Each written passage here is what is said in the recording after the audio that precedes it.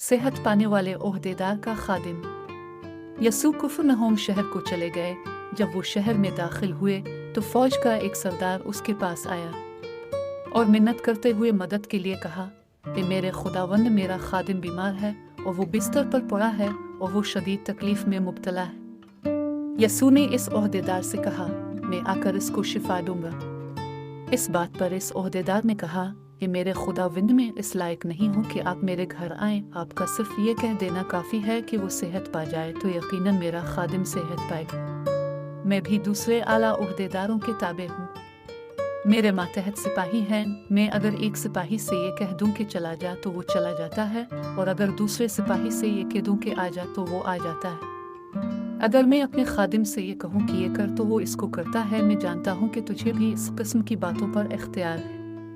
इस बात को सुनकर यसू को बड़ी हैरत हुई और उसके साथियों से कहा, मैं तुमसे सच कहता हूँ कि मैंने इसराइल में भी ऐसा एतकाद रखने वाले किसी फर्द को ना देखा। कई लोग मशरिक और मगरिब से आते हैं और वो खुदा की बादशाहत में अब्राहम, इसहाक, याकूब के साथ बैठकर खाना खाएंगे।